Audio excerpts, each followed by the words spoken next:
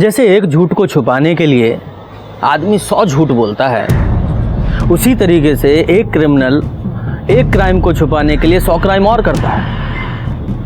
नमस्कार, मैं पीआई रंजीत ठाकुर। आज मैं आपको एक ऐसे ही केस के बारे में बताने जा रहा हूं जहां एक क्राइम को छुपाने के लिए जो किया गया वो किसी भी क्रिमिनल के छक्के छुड़ा दे। और यकीन मानिए, जब ये केस हमारे सामने आया तो हमारी भी रूह कांप गई। ये केस सितंबर 2017 का है, जब मेरी पोस्टिंग गुरुग्राम थाने में थी।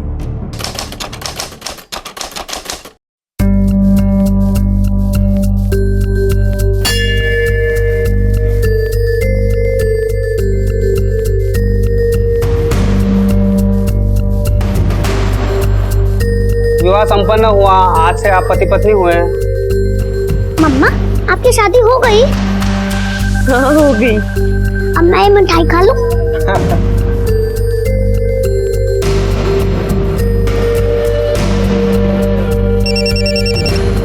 हेलो। हाँ मम्मी, बहुत लंबी उम्र है थारी। अभी थारे को याद कर रही थी और थारा फोन आ गया। अरे रश्मि, कहाँ है तू? और विवान कहाँ है? मम्मी, वो मैं और विवान मोहन के साथ है। मैंने और मोहन ने मंदिर में शादी कर ली है।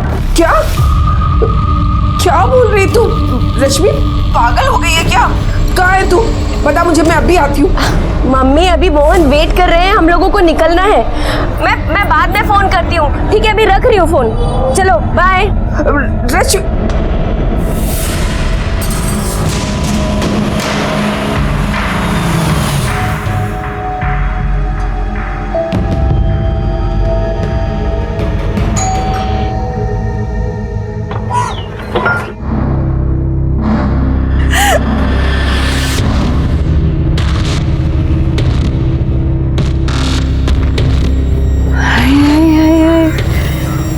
सही कही थी भाई तूने, ये तो बड़ी चौकी है। रश्मि, हमारी बहन रति। जीती रहे, सदा सुहागन रहे। चलो चलो चलो, अंदर चलो। ज्यादा देर तक दरवाजे पे नहीं खड़े रहते, नजर लग जाएगी। चलो अंदर आओ आओ। अरे सुनो तो, क्या हुआ? ये तेरा नंदोई, मतलब मेरा पति रविंद्र शर्मा। खुश हो। कुंदन, ये मेरा बेटा कुंदन। और ये तेरा बेटा ना, कितना प्यारा है। हाँ बच्चा, मिठाई खाएगा? मिठाई तो खा ली, भूख लगी है, खाना है।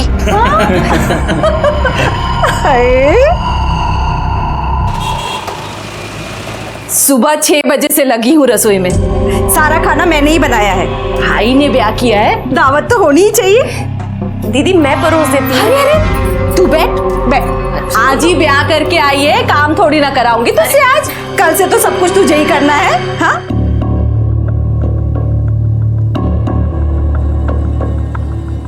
अरे बावड़ा हो गया कि खुद ही ठूसने में लग गया? पहले उसे तो खिला।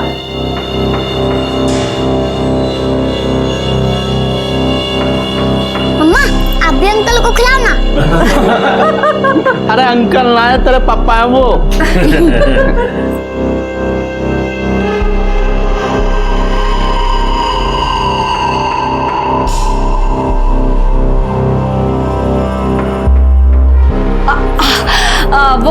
वो मिठाई तो मैं भीतर ही बुलाई, अभी लेके आती हूँ। हाँ,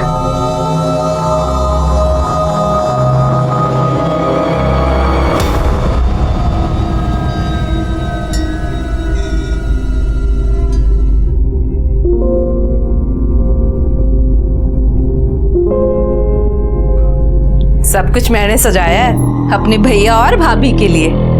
चुखो है ना? मम्मा, ये कितना सुंदर बेड है, मैं तो इसी पे सोऊंगा। अरे अरे अरे अरे, इधर आ। ये तेरी माँ का कमरा है। तुम तो बड़े हो गए हो, बड़े बच्चे मम्मी के कमरे में नहीं सोते हैं। मैं तुम्हारा बिस्तर बाहर लगा देती हूँ। चल। ये सब दीदी ने ही सजाया है, मुझे भी दीदी ने ही तैयार किया। अकेले ही सब कुछ कर लिया। चल।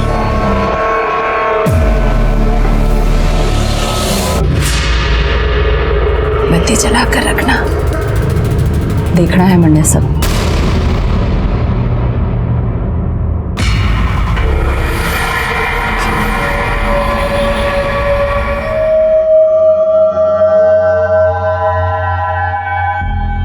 तो खुश है ना?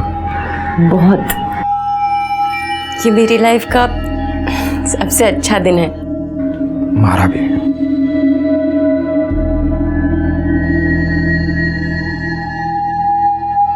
बत्ती तो बुझा दो। बत्ती जला कर रखना, देखना है मैंने सब। बत्ती बुझा दूंगा तो तने देखूंगा कैसे?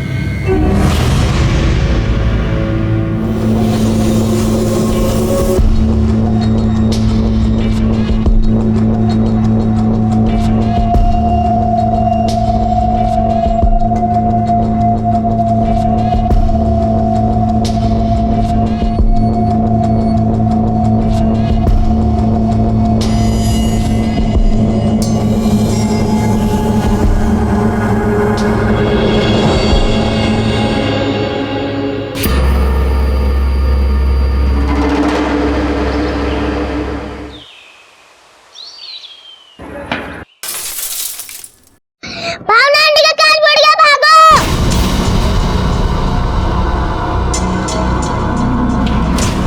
भावना, ये इसने फिर शीशा तोड़ा।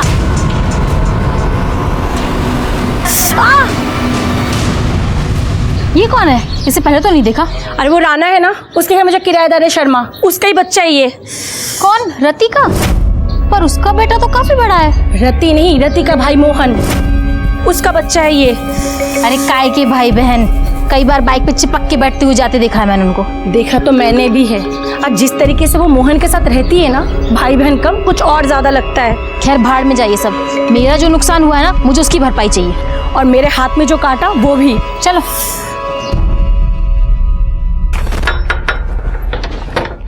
अरे क्या हो गया दोनों साथ में? भाभी, आपके घर में जो छोरा है ना, उसने मेरी खिड़की का कांच तोड़ दिया। बताओ, ये भी कोई बात होती है भला? ये गली है, मैदान थोड़ी जो क्रिकेट खेलने लग जाते हैं बच्चे सड़क पे। अरे छोरा ही तो है, छोरा ही तो शरारत करे हैं, उसमें के। लो। मैं जी माफी मांगू थारे से, आप शीशा लगवा लियो, आगे खर्चा दे दूंगा मैं। जी ठीक है। मैं चलता हूँ, थोड़ा लेट हो रहा हूँ। जा भाई। अरे रश्मि, मोहन की बीबी अभी कुछ दिन पहले ही शादी की है दोनों ने। वो छोरा जिसने शीशा तोड़ा है वो इसी का है। अच्छा। रश्मि, ये हमारे पड़ोसी, ये भावना भाभी, ये अवनी भाभी। अच्छा, तभी मैं सोचूं वो बच्चा किसका है। पर बच्चा कुछ ज्यादा बड़ा नहीं है। अरे वो इसकी पहली शादी से है। अच्छा अच्छा, पर पहले वाली शादी क्यों तोड़ी? टूटी ना है, एक्सीडेंट हुआ है, तभी तो इतनी छोटी सी उम्र में इसको दूसरी शादी करनी पड़ी। पर घनी किस्मत वाली ठहरी, मोहन जैसा दूल्हा मिला। इसको और इसके बेटे को दोनों को खुशी से अपना लिया।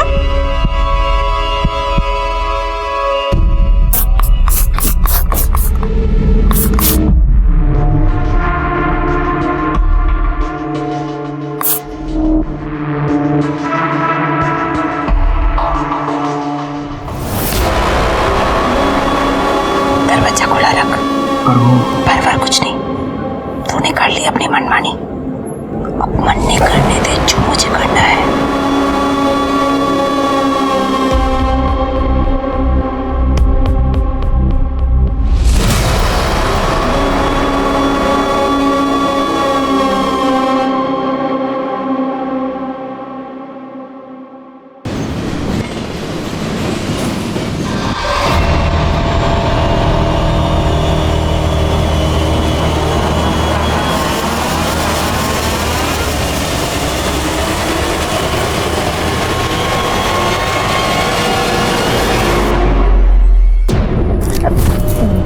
दीदी, आप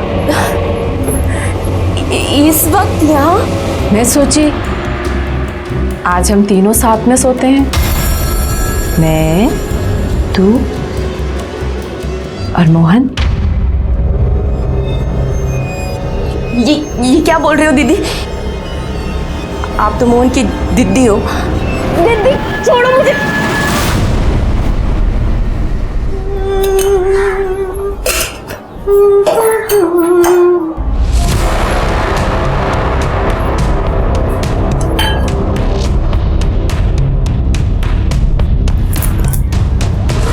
मजा आया रात को?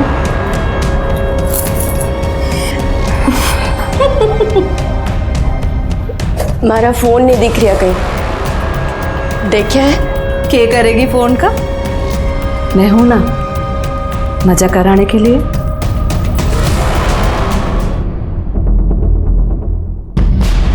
वो हमारा फोन नहीं दिख रहा कहीं, आपने देखा है क्या? नाम मैंने तो नहीं देखा।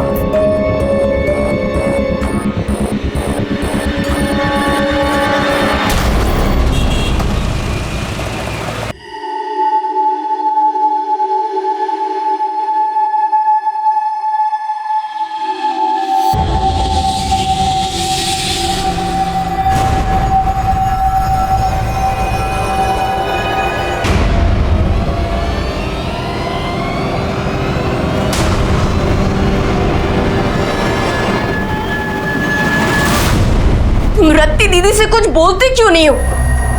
ऐसी भी कोई बहन हो वे कोई अपने भाई के संग? जी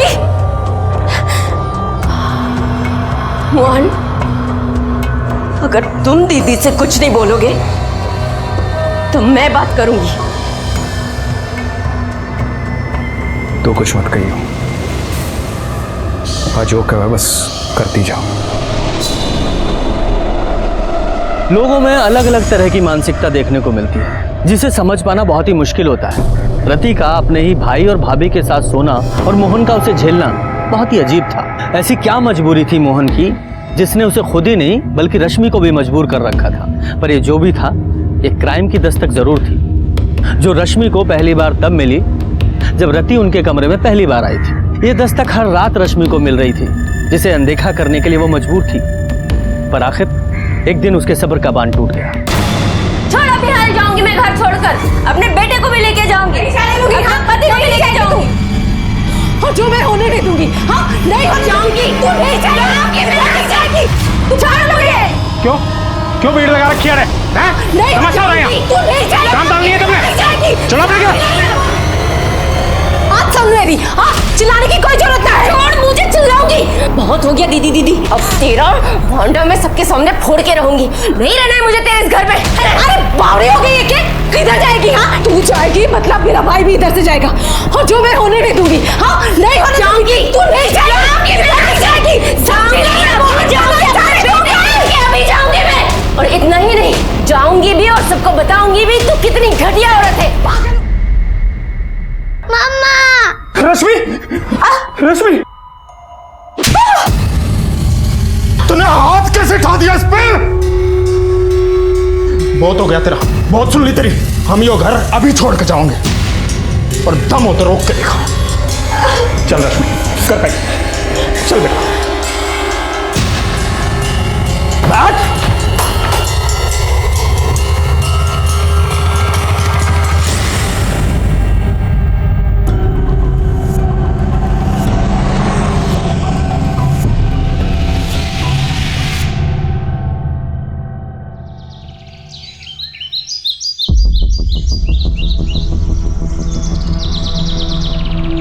अरे क्या बात होगी चौधरी साहब, जो इस भरी दोपहरी में बुला लिया है? ऐसी बदबू आ रही है जैसे कोई जानवर वनावर मर गया हो। किसी की भैंस भूस मर गई होगी और आड़े फेंक गया होगा। एक काम करो, तुम शॉट देखो और मैं शॉट देखूं।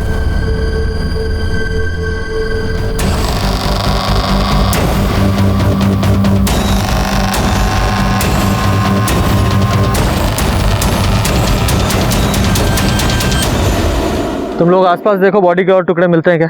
सब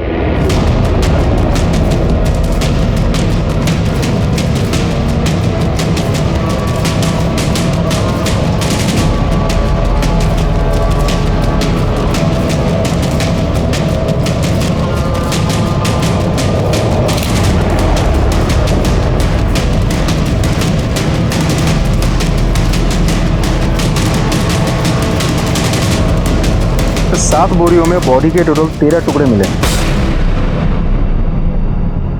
इसे देख के तो लगता है किसी एक ही औरत के बॉडी पार्ट्स हैं। और उधर देखिए सर, राइट हैंड पर ओम का टैटू बना हुआ है। सर चेहरा तो बिल्कुल पूरी तरह से कुचल दिया गया है। लगता नहीं मुझे शिनाख्त होने के कोई चांसेस है। और आसपास जाके पूछताछ भी की है मैंने, किसी को कोई आइडिया नहीं है कौन आके बोरिया फेंकेगा। हाँ यार, मैंने भी इन लोगों से पूछा, किसी को कुछ नहीं पता। लगता है ये बोरियां आज नहीं फेंकी गई हैं, कई दिन पहले यहाँ फेंकी गई हैं। अच्छा तो बॉडी के पार्ट्स को पोस्टमार्टम के लिए भेजो और रिपोर्ट जल्दी से जल्दी मंगाओ। तो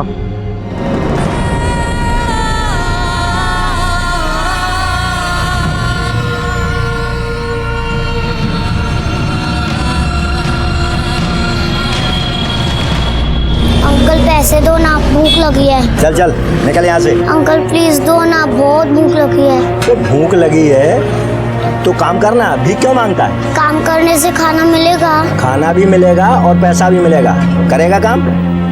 चल यहाँ। क्या नाम है तेरा? विवान। पहले तो तू इस मोहल्ले में नहीं दिखा, कहाँ से आया? नहीं पता। कैसे आया? पता नहीं। चल आज से तेरा काम शुरू, जा चाय लेके आओ।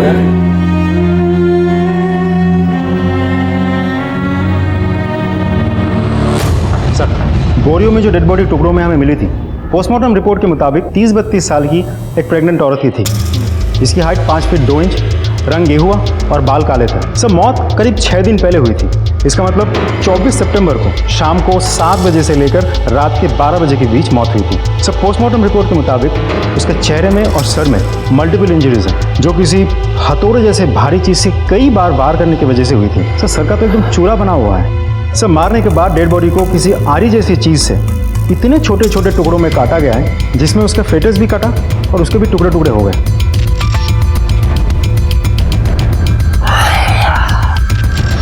यादव, ये काम किसी इंसान का नहीं हो सकता, बल्कि इंसान की शक्ल में किसी राक्षस का है। और ऐसे राक्षस को तो सजा जरूर मिलनी चाहिए। और इससे पहले हमें इस बॉडी की पहचान करनी होगी।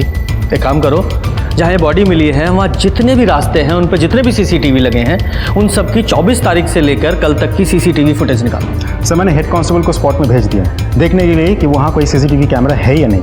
अगर है तो हमें बहुत जल्द फुटेज मिल जाएगी। गुड। एक काम और करो, गुरुग्राम के जितने भी पुलिस स्टेशन हैं सबको अपडेट करो और अपनी साइट पे इस औरत की एज, हाइट, कॉम्प्लेक्शन, इसके टैटू के बारे में, ये बॉडी कितने टुकड़ों में मिली, सब कुछ अपडेट करो A to Z। NCR और आसपास के थानों में भी सबके इस बॉडी के बारे में बताओ। सर,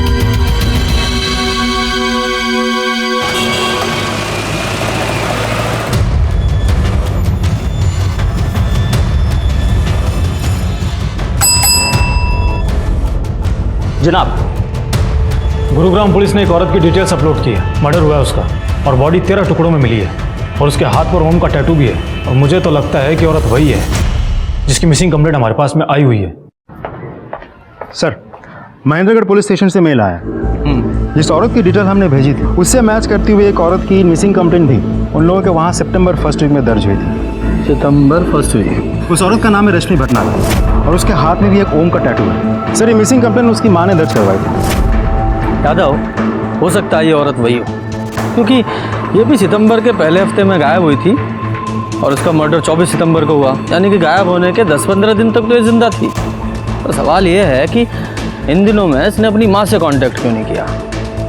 ये बच्चा कौन है? सर, ये रश्मि का बेटा है। रश्मि और ये दोनों एक ही साथ गायब हुए थे। रश्मि की माँ ने बेटी और नाती दोनों की मिसिंग कंप्लेंट दर्ज करवाई थी एक ही साथ। मतलब बच्चा भी गायब था।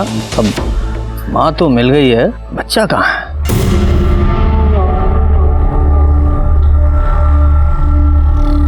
सेठ, बहुत भूख लगी है, 20 रुपए दे दो, तनख्वाह में से काट लेना। 4 चाय बेची नहीं कि भूख लगाई?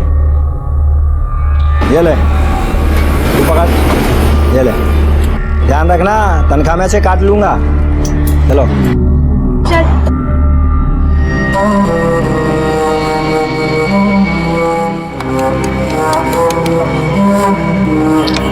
अबे विवान, तू हर दिन किसको फोन करता रहता है? नंबर तो कभी लगता ही नहीं है। मम्मी को, उनका फोन हर वक्त स्विच ऑफ रहता है। अभी तो किसी और को कर लेना, घर में और भी तो लोग होंगे।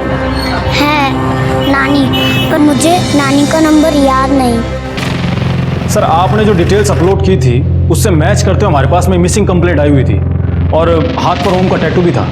हाँ, हाथ में ओम का टैटू गुदवाया था। कहाँ है मेरी रश्मि? सर, ये रश्मि की माँ है। इन्होंने रश्मि और विमान की मिसिंग कंप्लेंट लिखवाई थी।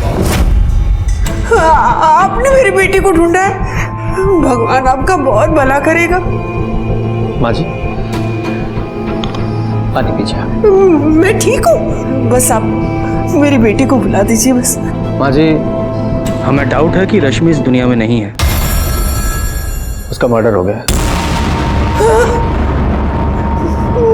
नहीं,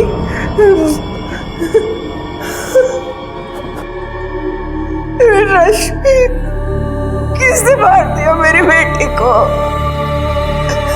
विवान, विवान का विवान कहाँ है, किस हाल में है, ये तो हमें नहीं पता, लेकिन आप जो कुछ भी रश्मि के बारे में जानती है सब बताइए, ताकि हम रश्मि के कातिल को पकड़ सकें और विवान को ढूंढ सकें। पानी पीजिए।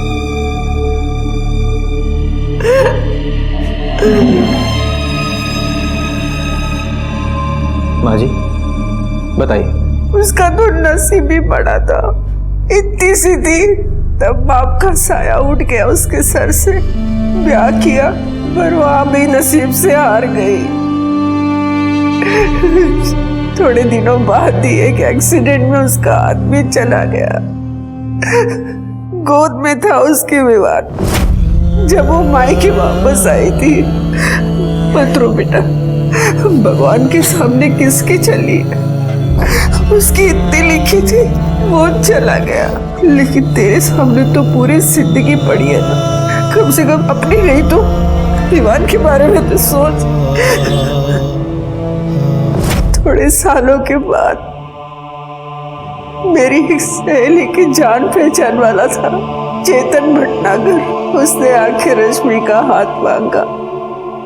उसकी बीवी उसे छोड़कर किसी और आदमी के साथ चली गई थी।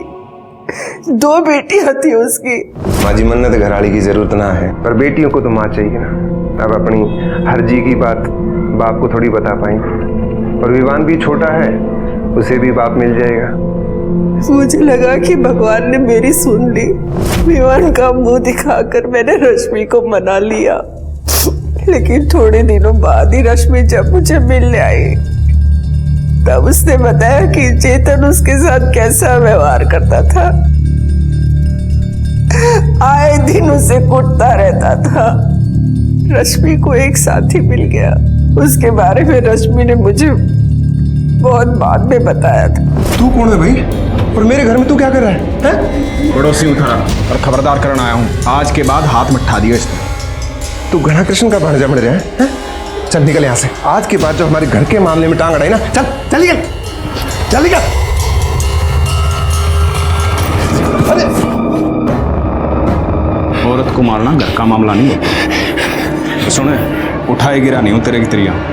गवर्नमेंट फर्म में काम करूँ, एक कंप्लेंट कर दी ना तेरी, तो घर का मामला जेल में सुलझेगा। मोहन ने उस जल्लाद से उसे बचाया था। दोनों में बातचीत होने लगी, प्यार हो गया, लेकिन ये बातें उस चेतन को पता चल गई और मोहन और चेतन के बीच में बहुत बड़ा नाटक हो गया।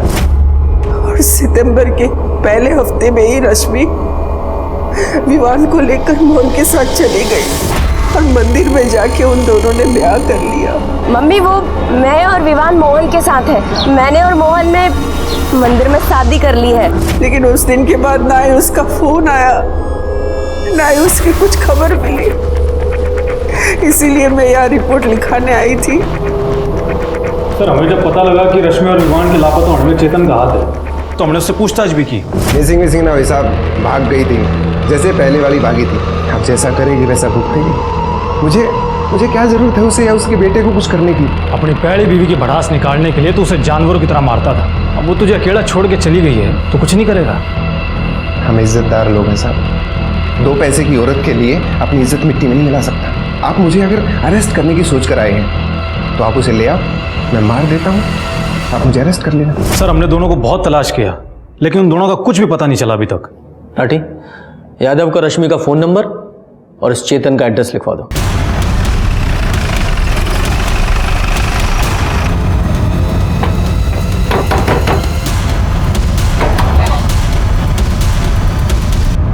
चेतन जी, आप कौन? गुरुग्राम पुलिस।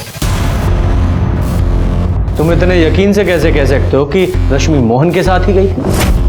गई नहीं थी साहब, भागी थी। और इसमें यकीन की क्या बात है? जिस दिन सुबह वो विवान के साथ गायब हुई थी, उसी दिन मोहन ने अपना किराए का घर छोड़कर यहाँ से भागा था। उसके बाद वो वापस नहीं आया। और साहब ये सब बातें आप मुझसे क्यों पूछ रहे हैं? मुझे उसकी माँ ने बताया है, तो आपको भी तो बताया होगा कि उसने भागकर मोहन के साथ शादी कर ली। ढूंढने उड़ने की कोई जरूरत नहीं साहब, कहीं अय्याशी कर रहे होंगे।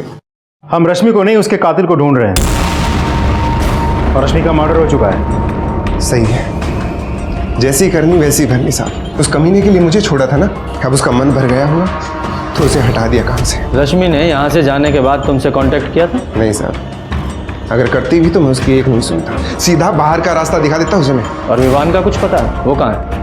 नहीं, जिस दिन से वो यहाँ से गए हैं मैंने उनकी शक्ल तक नहीं देखी। देखो, कुछ और जानते हो तो वो भी बता दो, वरना बाद में मौका नहीं मिलेगा। कुछ पता है? क्या हुआ? चाय दे के क्यों नहीं आया?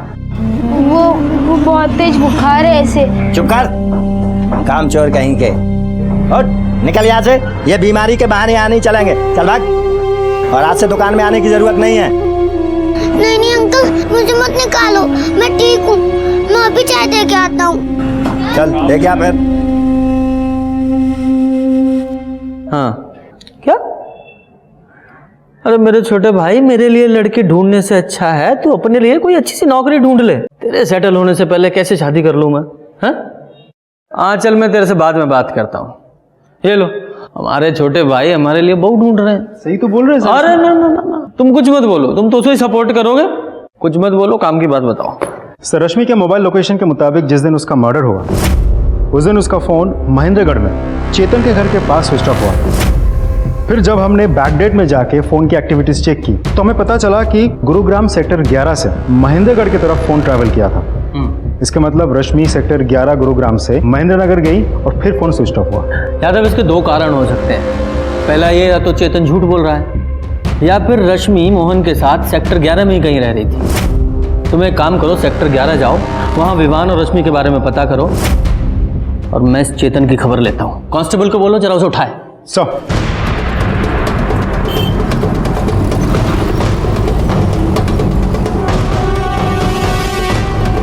दो चाय देना।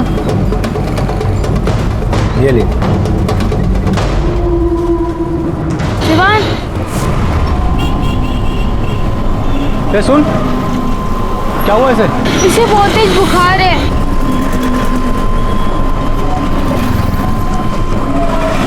बच्चे का फोटो दिखाना जरा।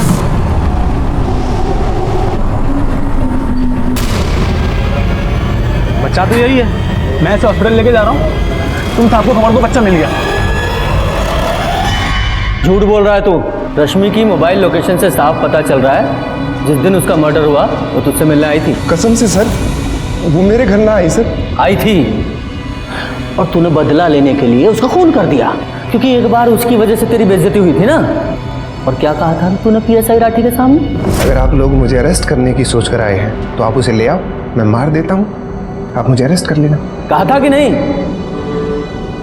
इसलिए जब वो तेरे घर आई तूने उसे मार दिया, फिर उसके टुकड़े टुकड़े किए, बोरी में भरे और फेंक दिया। ना वो मेरे घर आई और ना मैंने ऐसा कुछ किया है सर। आधा किलो कर दो इसका। देखिए जरा, आपने इन दोनों को यहाँ कहीं देखा है? ये रश्मि और इसका बेटा विवान है। हाँ सर, ये दोनों हमारे ही मोहल्ले में रहते हैं, शर्मा जी के मकान में, पर कुछ दिनों से इनको देखा नहीं है। ये शर्मा फैमिली इनके रिलेटिव्स हैं? अब रिलेशन का तो पता नहीं, पर रत्ती मोहन की बहन है, पर रंग ढंग देख के भाई बहन जैसा तो नहीं लगता है। अच्छा, ये लोग रहते कहाँ हैं? मकान नंबर? ये गली से दूसरा मकान। Thank you. अरे उन दोनों के बीच की वो बात तो बता दे। सर सर सर, एक और बात बोलनी है आपको। बोलिए। और ये रश्मि गुरुग्राम के सेक्टर 11 में क्या कर रही थी? ये वहाँ मोहन के साथ रहती थी ना? सर कौन कहाँ क्यों रहता है सर मैं नहीं जानता, मैं महेंद्रगढ़ में रहता हूँ, मैं बस इतना जानता हूँ सर। अच्छा, एक काम करो, इसे ना अंदर डालो और इसकी सेवा पानी करो, सब जान जाएगा, सब बताएगा। सर मैं सच्ची कह रहा हूँ सर मेरी बात का यकीन कीजिए ना सर। क्या कह रहे हो साहब? अरे भाई ये मेरा तो साथ ही रहेगा, और जब भाई साथ रहेगा तो भाभी भी साथ रहेगी। और मन समझ में नहीं आ रहा कि ये सब पूछ क्यों रहे हो? शादी कब की थी उन दोनों ने? 31 अगस्त। सीधा मंदिर से शादी करके घर ही आए थे। मैंने खूब खाना वाना बनाया था साहब। 1-2 हफ्ते हंसी खुशी से रहे, बड़ा अच्छा लगा हमें। ये मोहन रश्मि से शादी करने के बाद उसे आपके घर लेकर क्यों आया? उसे अपने घर क्यों नहीं लेकर गया? सर बात ये है कि मोहन रश्मि और विवान को भगा के लेकर आया था। कुछ दिन चुपके रहना था। उसने पूछी बहन तेरे घर रह जाऊं? मैंने भी बोला तेरा ही घर है भाई, रह जा। तो बस 1-2 हफ्ते चुपचाप अच्छे से रहे। जब मामला ठंडा पड़ गया तो वापस चले गए महेंद्रगढ़। मोहन की कोई फोटो है आपके पास? फोटो? एल्बम वाला फोटो तो ना है साहब, पर हाँ 1 मिनट, ये फोन में रही, ये रही। शेयर। अच्छा, यहाँ से वो दोनों किस डेट को शिफ्ट हुए थे? 10-12 दिन पहले साहब, अब 24-25 को। कैसे गए थे?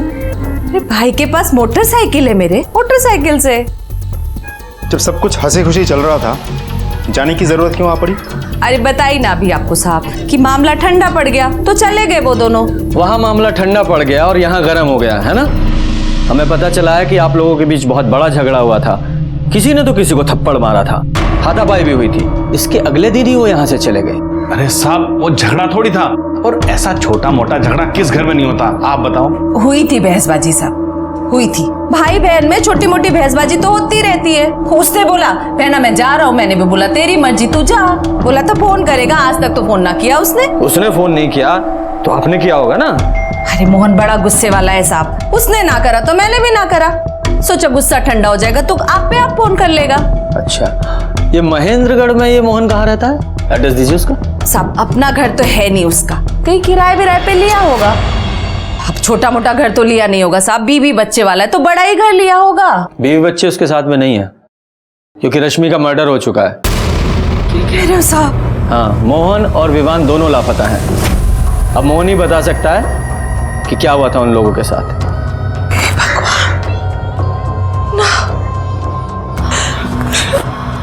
रश्मि का खून हो गया साहब, मोहन ने तो बताया भी नहीं। ऐसा नहीं हो सकता साहब, 10 दिन पहले तक तो सब कुछ ठीक था यहाँ। कितने खुश थे साहब वो दोनों एक दूसरे के साथ। हे भगवान, किसकी नजर लग गई इन सबको। अच्छा, जैसे ही आपको मोहन या विवान की कोई खबर लगे हमें इन्फॉर्म कीजिएगा। जी साहब। क्या हो गया? सर मुझे लगा रति मोहन के लिए जेन्युइनली दुखी है, लेकिन पड़ोसी से पूछताछ करके पता चला कि दोनों के बीच भाई बहन का रिश्ता नहीं था। सर कुछ तो गड़बड़ है। हाँ, पड़ोसी शायद ठीक ही कह रहे हैं यादव, क्योंकि इतनी प्यारी बहन को इतने प्यारे भाई की कोई खबर ही नहीं है। इस शर्मा फैमिली की कुंडली निकालो, खासकर इस रति की। और हाँ, एक मोहन का फोटो भी सर्कुलेट करो और उसकी बाइक का भी पता लगाओ। सर। जनाब, आरटीओ से पता चला है कि मोटरसाइकिल मोहन के नाम पर रजिस्टर्ड थी और एड्रेस मोहन की बहन रति के घर का है, और बाइक अभी तक बरामद नहीं हो पाई है। जनाब, मोहन का फोन भी चेतन के घर के आसपास ही स्विच ऑफ हुआ था। ये देखिए सर। यादव, अगर रश्मि का और मोहन का फोन ये चेतन के घर के पास स्विच ऑफ हुआ है और रति के बयान के मुताबिक ये तीनों महेंद्रगढ़ के लिए 24 तारीख को निकले थे, और इन सब कांड में अगर चेतन का हाथ है तो मोहन की बाइक महेंद्रगढ़ में ही कहीं आसपास मिलनी चाहिए। सर ऐसा भी तो हो सकता है कि दूर कहीं जाके उसने बाइक को ठिकाने लगा दी हो। हाँ, पर जहाँ भी ठिकाने लगाया वहाँ मिलनी तो चाहिए ना। यादव, एक काम करो, ये मोहन की बाइक का रजिस्ट्रेशन नंबर एनसीआर और आसपास के स्टेट में फैला दो, हो सकता है कोई क्लू मिले। सर, जब ये केस शुरू हुआ तो बहुत टेंशन थी। इतने सारे टुकड़ों में मिली बिना चेहरे वाली बॉडी की आखिर पहचान कैसे होगी? पर पहचान हुई, विमान भी मिला, जो बेचारा हॉस्पिटल में बीमार पड़ा था। एक एक करके केस की परतें खुल रही थी, पर कुछ पुख्ता सबूत हाथ नहीं लग रहे थे। मोहन गायब था और उसकी बाइक चेतन के घर के पास मिली, पर तभी विवान को होश आया, मानो हमारे केस को होश आ गया।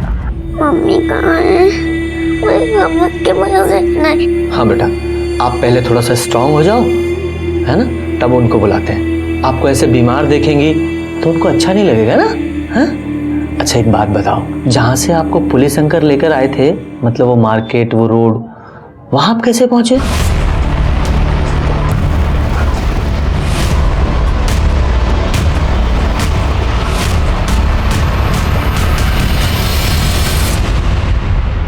सर 4 महीने से शर्मा फैमिली पानीपत में किराए पे रहती है। मोहन वहाँ रति से मिलने आता था।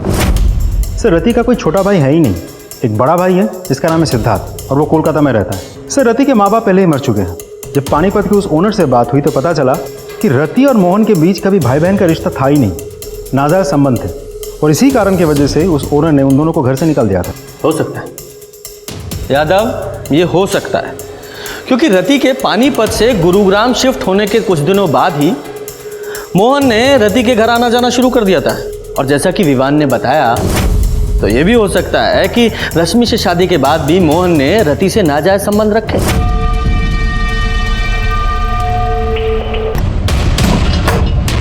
तूने हाथ कैसे उठा दिया इस पे? हम यो घर अभी छोड़ के जाओगे। मम्मा खोलो, मम्मा खोलो, पर प्रॉब्लम यह है कि विवान के बयान से यह साबित नहीं होता कि रति ने, उसके हस्बैंड ने और उसके बेटे ने मिलकर ही रश्मि को मारा था। अगर इन्होंने रश्मि को मारा तो फिर वो मोहन कहाँ है? वो भी गायब है। कहीं मोहन का भी तो इन सब में हाथ नहीं है। और फिर रश्मि और मोहन दोनों के फोन लोकेशन वहाँ महेंद्रगढ़ में चेतन के घर के पास मिले, यहाँ तक कि मोहन की बाइक भी उसके घर के पास ही मिली है। और ये रश्मि की बॉडी वहाँ महेंद्रगढ़ में नहीं, यहाँ गुरुग्राम में मिली। तो क्या ये तीनों रश्मि को वापस यहाँ गुरुग्राम में लेकर आए, फिर से मारा? कुछ तो मिसिंग है, कहीं क्या हो सकता है? जनाब, मैंने शर्मा फैमिली का रश्मि के मर्डर वाले सप्ताह का कॉल रिकॉर्ड चेक किया, जिसमें पता चला कि रति का बेटा कुंदन मर्डर वाली रात मोंटी अरोरा नाम के एक लड़के से एक नहीं 3 बार बात किया है। और फोन की मूवमेंट चेक की तो शाम 8 बजे, रात 10 बजे और सुबह 6 बजे मोंटी के घर पे गया। बुलाओ सर। हाँ सर, कुंदन का फोन आया था, उसको आरी मशीन की ज़रूरत थी, वही लेने आया था। फिर रात दोबारा उसका कॉल आया, कह रहा था उसको वैन की ज़रूरत है, उसको फर्नीचर काट के दिल्ली भिजवाना था। फिर रात 10 बजे वो आया, गाड़ी लेके चला गया। अगले दिन सुबह 6 बजे गाड़ी आरी सब वापस करके चला गया। तो ये आरी और वैन मतलब तुम्हारी गाड़ी कहाँ है? तुम्हारे घर पे? हाँ जी सर, घर पे। ये आरी जी साथ लेके जाओ और ये आरी और गाड़ी दोनों सीज करो और फॉरेंसिक भेजो। सर मतलब शर्मा फैमिली ने रश्मि का मर्डर और टुकड़े अपने ही घर में किए हैं?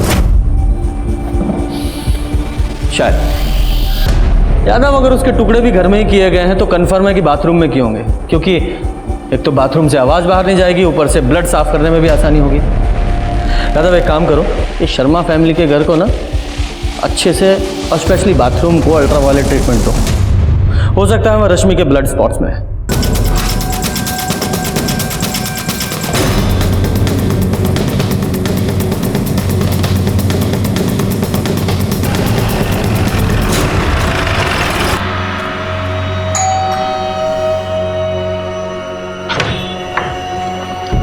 हमें आपका घर चेक करना है। हैं? घर चेक करना है? मतलब अरे ये तो जबरदस्ती है साहब। एक तो हमारे भाई को ढूंढ नहीं पा रहे, ऊपर से ये सब करके ऐसा दिखा रहे जैसे रश्मि को हमने मारा है। मैडम शांति रखिए, हमें अपना काम करने दीजिए। अरे इंस्पेक्टर साहब, घर के सारे मेंबर्स उस तरफ जाइए। अरे ये तो चलिए। जबरदस्ती है ना साहब। अरे ऐसे कैसे घर चेक कर रहा है? अरे छोड़ो हमको। बाथरूम किस तरफ है? अरे बाथरूम तो उधर है, लेकिन बाथरूम में क्या करोगे? बाथरूम उधर है, वहाँ कहाँ जा रहे हो? अरे ये सब क्या कर रहे हो साहब? ये सब जबरदस्ती।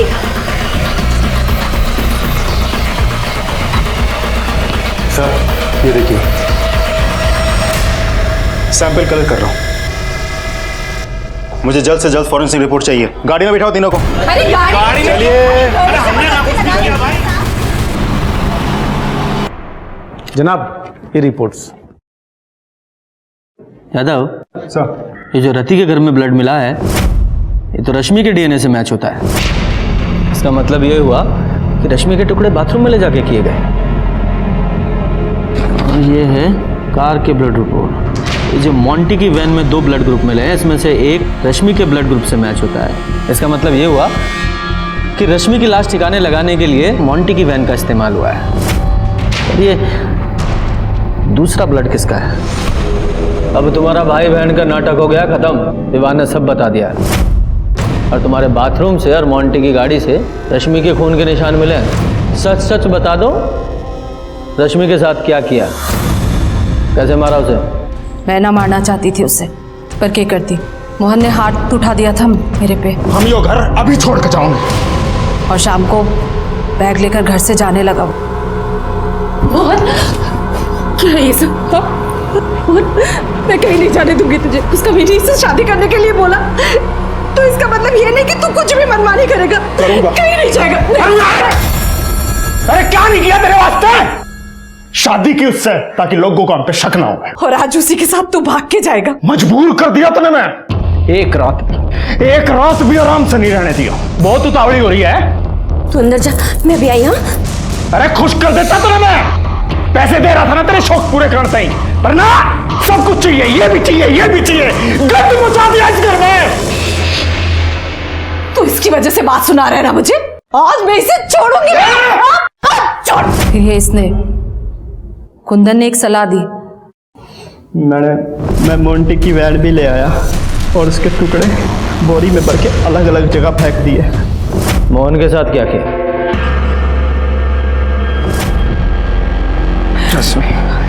मोहन, तू ठीक है ना? ठीक तो है ना तू? रश्मि एकदम ठीक है, एकदम ठीक। ले पानी पी ले।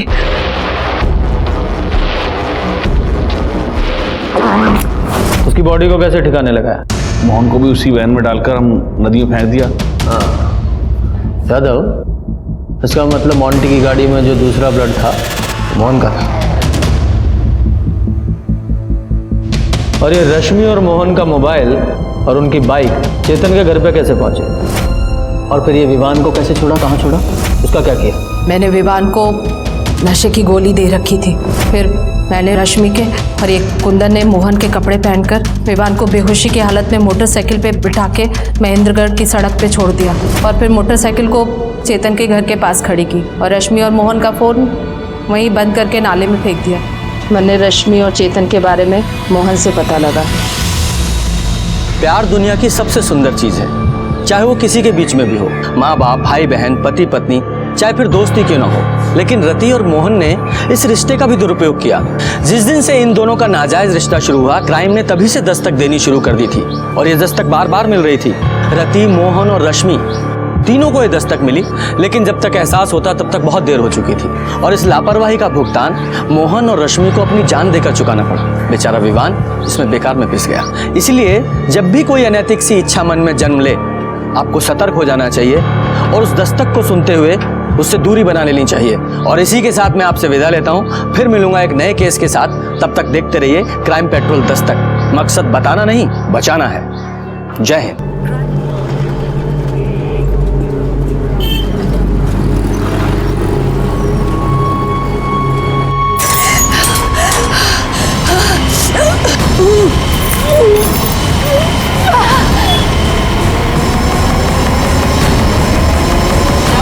अरे क्या हुआ? अरे क्या हुआ? अरे कुछ तो बोलिए। देखो क्या हुआ? नीचे पड़ी। अरे देखो ना, अरे देखो क्या हुआ इसको?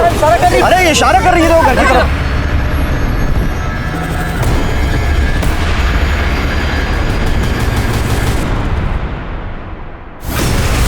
गीता में भगवान श्री कृष्ण ने कहा है, मृत्यु जीवन का अटल सत्य है। और एक सत्य ये भी है कि जान लेना और जान देना दोनों ही अपराध हैं। किसी को हक नहीं है अपनी या किसी और की जान ले, लेकिन फिर भी पता नहीं लोग कैसे अपना विवेक खो बैठते हैं। जिस किसी के साथ भी अपराध होता है, क्या उस अपराध से होने से पहले उनको दस्तक नहीं मिलती?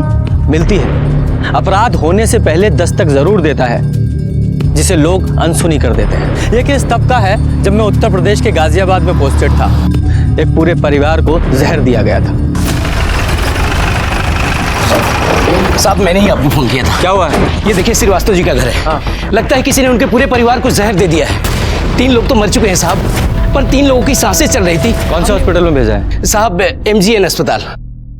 और साहब जो 3 लोग मर चुके हैं उनकी लाश अंदर ही पड़ी है। मिश्रा सर, हॉस्पिटल में फोन लगाओ। सबसे पहले हम उनसे बात करेंगे, कोई और नहीं। और उनसे कहो कि तीनों को अलग अलग रखे, आपस में बात ना करने दें। Okay sir. ठीक से चेक करो, देखो कोई जिंदा है क्या। सर नहीं सर, सब मर चुके हैं। क्या हो रहा है? हाँ, यहाँ कोई कीर्तन चल रहा है जो आप लोग मंजीरा बजाने आ गए हो? बाहर निकालो सबको। चलिए बाहर निकालिए। 1 2 3।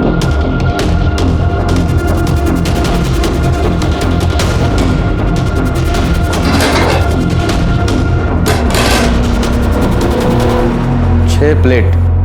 यादव, पूरा परिवार खाना खाने के लिए बैठा था, जिसमें से 3 की मौत हो गई और 3 हॉस्पिटल में है। सर मुझे तो ये सुसाइड का मामला लगता है। घर में कोई प्रॉब्लम चल रही होगी, सारे मेंबर्स एक साथ जहर खा के मर गए। क्यों, मर्डर भी तो हो सकता है। हो सकता है किसी को इस फैमिली से प्रॉब्लम हो, उसने बिरयानी में जहर मिलाया, इन लोगों को खिला दिया।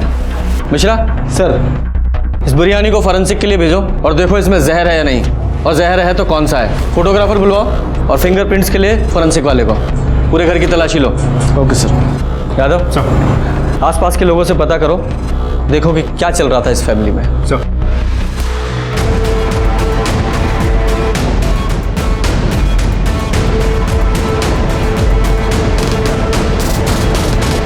मिश्रा, फॉरेंसिक टीम का क्या हुआ? बस पहुंच ही रहे हैं सर। हाँ ठीक है, ठीक। सर, श्रीवास्तव फैमिली के पड़ोसियों से पूछताछ की, पता चला कि गौतम श्रीवास्तव और उसकी पत्नी सुधा दोनों में कुछ तो प्रॉब्लम चल रही थी। अब प्रॉब्लम एग्जैक्टली क्या थी ये किसी को नहीं पता। सर, एक बेटा था सौरभ, बड़ी बेटी मीना की शादी को लेकर घर पे प्रॉब्लम चल रही थी। सर, घर के अंदर कुछ लोन के पेपर्स भी मिले, तो शायद इस फैमिली ने बड़ा कोई अमाउंट लोन लिया हो सकता है दोनों बेटियों की शादी के लिए लिया हो। साहब कुछ कहना था। बोलिए। साहब हम भी यहीं पड़ोस में रहते हैं, सुधा भाभी और बच्चों से हमारी बहुत ही बनती थी। सब लोग कह रहे हैं कि बिरयानी खाकर कुछ हुआ है, पर दोपहर में तो बिरयानी हमें देकर गई थी सुधा भाभी। आप लोगों ने वो बिरयानी खाई? नहीं साहब, हम तो दोपहर का खाना खा चुके थे, तो हमने रात के खाने के लिए वो बिरयानी उठाकर फ्रिज में रख दी। अच्छा। मिश्रा सर, इनके साथ जाओ, बिरयानी कलेक्ट करो, उसे फॉरेंसिक के लिए भेजो। Okay sir. आइए मैडम। यादव सर, अगर इन लोगों ने सुसाइड करने के लिए बिरयानी में जहर मिलाया था तो वो बिरयानी पड़ोसियों को क्यों दी? सर, ऐसा भी तो हो सकता है कि बिरयानी में जहर बाद में मिलाया गया हो तो सकता है, लेकिन मुझे दोनों बिरयानी की फॉरेंसिक रिपोर्ट जल्द से जल्द चाहिए, है? तभी पता चलेगा कि मर्डर है या सुसाइड। सर, अब मैं श्योर हूं कि ये सुसाइड ही था। ये देखिए, ये सारे बिल्स हमें गौतम के घर से मिले हैं और सारे के सारे बिल्स एक ही जगह की हैं, सलीम बिरयानी सेंटर। सर, उन लोगों ने ये सारे बिल्स कल ही क्लियर किए हैं। इसका ये भी मतलब हो सकता है कि मरने से पहले सारी उधारी चुकता करके मरना चाहते थे। यादव, ये महज एक संयोग भी हो सकता है। भूख लगी है? मतलब सर, भूख तो लगी है। यादव, तुम्हें कुंभकर्ण की तरह नींद आए ना आए, लेकिन भूख हमेशा कुंभकर्ण की तरह लगती है। अब क्या करें सर, पुलिस की नौकरी करता हूं तो नींद कभी कभी उड़ जाती है, लेकिन इश्क में थोड़ी ना हो कि भूख भी नहीं लगी। चलो बिरयानी खिलाता हूं तुम्हें।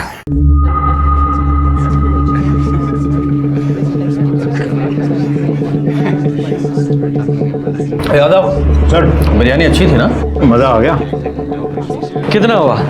छोटू इनका 100 रुपये साहब। 100 रुपये साहब। ये लो। आपकी बिरयानी ना एकदम A1 है। माँ के हाथ की बिरयानी की याद आ गई। अन्नपूर्णा का अवतार है आपके यहाँ तो। शुक्रिया शुक्रिया। आपकी बिरयानी के चर्चे तो हर जगह चल रहे हैं जी। अरे पास में एक फैमिली रहती है ना, कौन सी? अरे वो श्रीवास्तव फैमिली। हाँ, श्रीवास्तव फैमिली। सुना है उनकी बिरयानी में जहर था। जहर वाली बिरयानी का पार्सल आपके यहाँ से गया? हाँ? नहीं, ऐसा सुना है, मतलब वो बिरयानी तो आपके यहाँ से गई थी ना? देखो भाई साहब, यहाँ से रोज 200 पार्सल बिरयानी जाती है, अब कहाँ कहाँ याद रखेंगे। हाँ, ये बात भी सही है। हमारा ऑफिस यहीं पास में है। आप ऐसा कीजिए, एक पार्सल रोज हमारे लिए भिजवा दीजिए, एक खाता हमारा भी खोल लीजिए, महीने के आखिर में हिसाब कर दिए करेंगे। अरे भाई साहब, ये देखिए। हाँ, आप उधार नहीं देते हैं। देखो भाई साहब, हमारा एक उसूल है, बिरयानी खाओ, डकार लो, पैसे दो और रास्ता निकालो। अगर मैं सबको अगर ऐसे उधार देते रहूंगा तो एक दिन इस होटल को ताला लग जाएगा। ये भी सही कह रहे हैं आप। चलिए। अरे छोटू, 2 नंबर के टेबल का बिल बोल। सर, ये बिरयानी वाला हमसे झूठ क्यों बोल रहा था? श्रीवास्तव फैमिली को तो खूब उधार देता है। अरे हो सकता है उस फैमिली से इसकी कोई पुरानी जान पहचान हो, और ये भी हो सकता है कि वो हमसे कुछ छुपा रहा हो। ये फॉरेंसिक रिपोर्ट कब आएगी? सर, कल सुबह तक रिपोर्ट आ जाएगी। हाँ। आप किस होंगे sir? Hello, okay sir. Hospital में सुधार, उसकी बेटियों को होश आ गया है।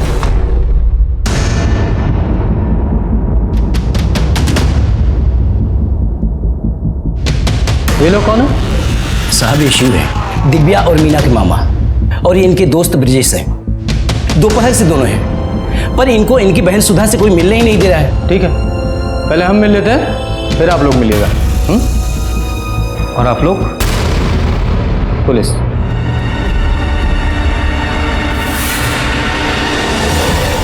अरे कोई कुछ बताता क्यों नहीं है? बोला ना आपको, सब ठीक है, आप टेंशन मत लीजिए।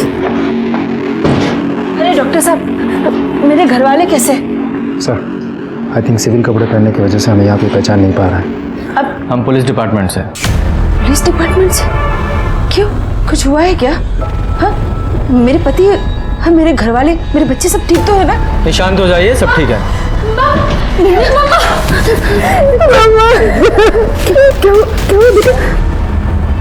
यादव, मैंने कहा था ना कि मेरी पूछताछ से पहले फैमिली आपस में नहीं मिलनी चाहिए। नशा मैंने बोला है, मैंने कहा था। पर ये हॉस्पिटल वैसा ही है, यहाँ सबकी अपनी मनमानी चलती, कोई कुछ समझने को तैयार ही नहीं। आप कौन हैं?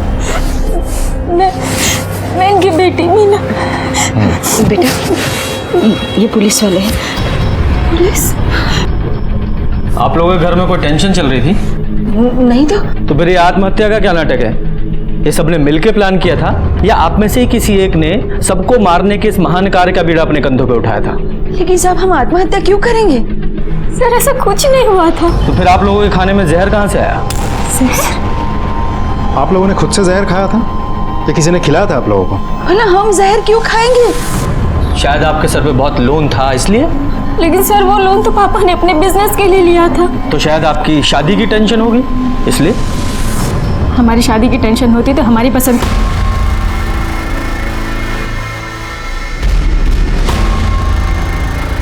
देखिए, हम सच कह रहे हैं, हमने आत्महत्या करने की कोई कोशिश नहीं की है। देखिए, डॉक्टर्स का भी कहना है कि आपके खाने में जहर मिला हुआ था। ऐसा हो ही नहीं सकता। अरे वो बिरयानी तो सलीम साहब के होटल से आई थी। सलीम साहब? हमारा मतलब है सलीम के यहाँ से। ठीक है।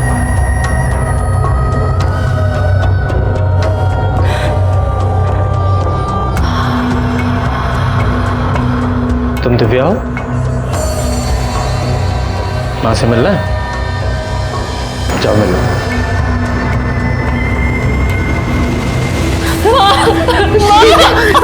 क्या हुआ बेटा? क्या बोले मैंने बोला पापा और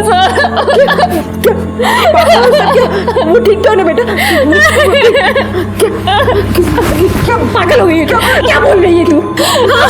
हमको देख के आए।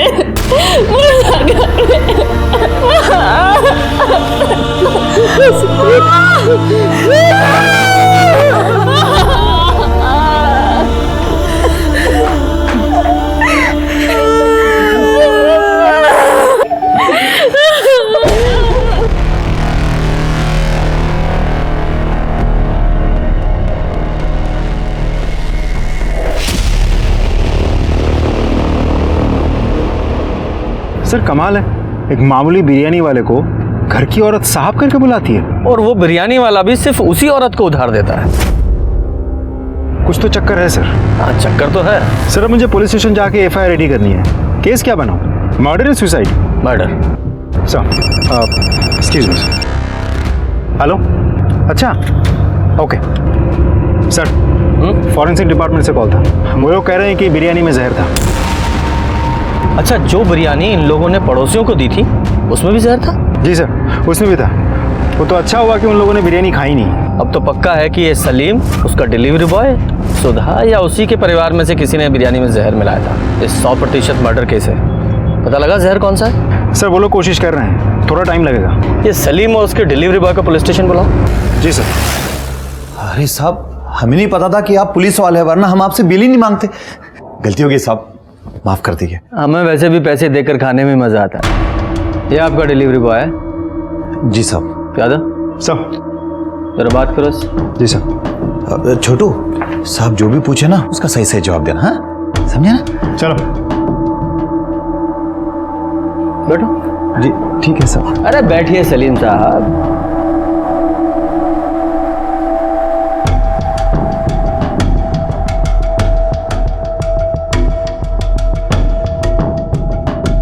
ये लीजिए, पानी पीजिए। शुक्रिया साहब। भेजा समझते हैं आप सलीम साहब? जी बिल्कुल बिल्कुल। देखिए, हमारे भेजे में 73% पानी होता है, 73%। और जब शरीर में पानी की कमी हो जाती है तो ये भेजा उल्टी सीधी हरकतें करने लगता है ना? इसलिए पहले पानी पीजिए।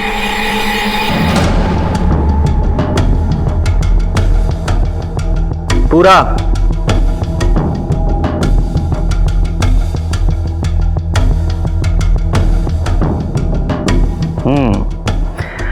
अब देखना कितने अच्छे से काम करेगा आपका भेजा। तो बताइए, जब आपकी दुकान में उधार नहीं दिया जाता तो सुधा श्रीवास्तव को कैसे उधार दिया जाता था? नहीं साहब, और किसी को उधार नहीं देते थे, वो बस भाभी जी के घर ही उधार खाता चलता था। ये भाभी जी कौन? सुधा भाभी। सिर्फ उन्हें ही क्यों? अरे साहब, किसी जरूरतमंद की मदद करना आजकल गुनाह हो गया है साहब। बहुत पुराने ताल्लुकात है उनसे। शोहर के कभी कभार पैसे आने में थोड़ी सी देर हो जाती थी, इसलिए हम उधार दे दिया करते थे। सब इसमें क्या बात होगी साहब? ये तो तुम बताओ, क्या बात हो गई? तुम्हारी कोई दुश्मनी थी? बिरयानी में जहर कैसे मिला दिया? मुझे नहीं पता साहब, मैं तो हमेशा की तरह पार्सल दरवाजे पे रख के घंटी बजा के वहाँ से चला आया। कितने बजे गए थे तुम? 1:40 के करीब साहब। इतने पक्के से याद है? वो डांट पड़ी थी ना साहब, तो याद तो रह गई। इधर यहाँ पास जाने के लिए तुझे 15 मिनट लगते हैं, बाकी का पार्सल तेरा अब्बा जाके देगा। नहीं साहब, मैं दूंगा ना। हाँ तो उठा और निकल। तुम्हें देरी क्यों हो गई थी? खाने में जहर मिला रहे थे क्या? अरे नहीं साहब, वो बस आते आते बस एक सुट्टा मार लिया था साहब। अच्छा एक बात बताओ, ये तुम्हारा मालिक सलीम, ये हमेशा ऐसे ही गुस्से में रहता है? नहीं साहब, जब पहले भाभी जी, वो सुधा भाभी आती थी ऑर्डर देने, तब सलीम भाई को इतना गुस्सा नहीं आता था। सलीम जी। सुधा जी, आप कैसे हैं आप? बहुत अच्छे, आप कैसी हैं? अरे छोटू, अरे कब से टेबल घिस रहा है? हाँ, ये तुम्हारी किस्मत नहीं जो चमक जाएगी। जाओ जाओ अंदर जाके काम करो, जाओ। अच्छा सुनिए, आज रात के खाने के लिए आप बिरयानी भिजवा दीजिएगा, और उसके लिए ना पैसे दे रहे हैं, और बाकी के पैसे ना हम बाद में भिजवा देंगे। क्या कर रहे हैं आप? पैसे आप कभी भी दे सकते हैं। पर पिछले 2 महीने से भाभी जी का आना जाना बंद हो गया था। तो आना जाना बंद कैसे हो गया? तो शायद सुधा के पति गौतम को सुधा और सलीम के अफेयर के बारे में पता चल गया हो, और उसके बाद जब दोनों का मिलना जुलना बंद हो गया था तो शायद सलीम ने गुस्से में आके बिरयानी में जहर मिला दिया हो। या फिर ऐसा भी हो सकता है कि सारा कांड सुधा ने किया हो, क्योंकि डॉक्टर के मुताबिक सुधा के शरीर में जहर कम था, क्योंकि सुधा ने बिरयानी बहुत कम खाई थी।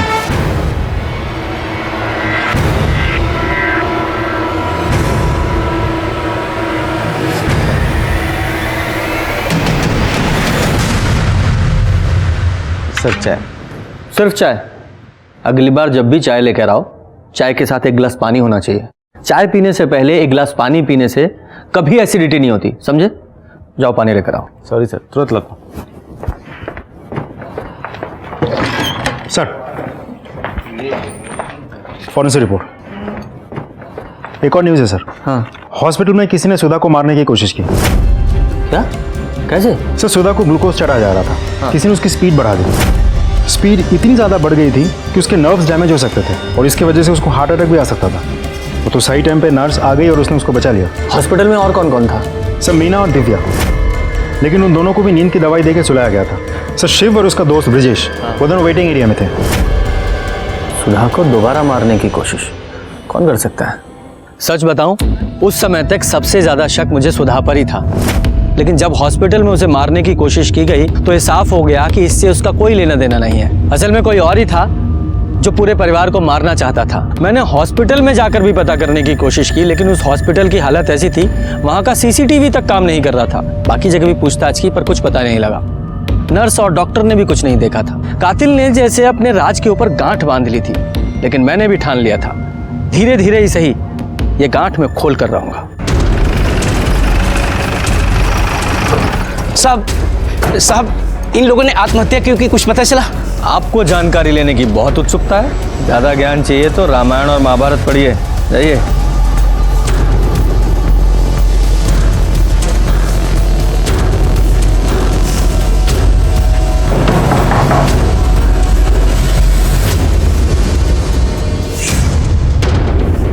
माफ कीजिए, मुझे पता है ये सही समय नहीं है, लेकिन मुझे आपसे कुछ सवाल करने हैं। उस दिन सलीम का डिलीवरी बॉय बिरयानी बाहर ही रख के चला गया था ना? बाकी घर के लोग कहाँ थे? हम और मीना किचन में थे।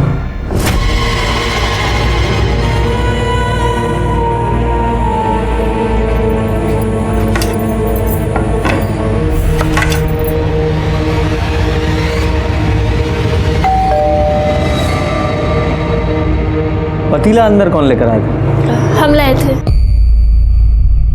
दिव्या, वो बिरयानी अंदर ले आ तो। क्या माँ, सौरभ को कोई काम बोलो ना, सारे काम हम ही करें, हम नौकर हैं क्या? अरे जाना यार, औरतों के काम मर्द नहीं करते, लेके आ चल। बड़ा या मर्द। अच्छा एक बात बताइए, बिरयानी मंगवाई किसने थी?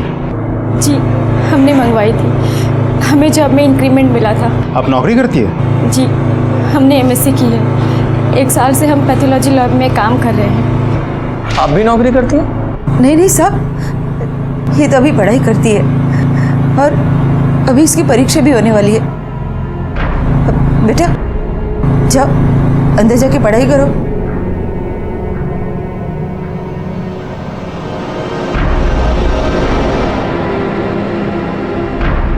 ब्रजेश, ब्रजेश,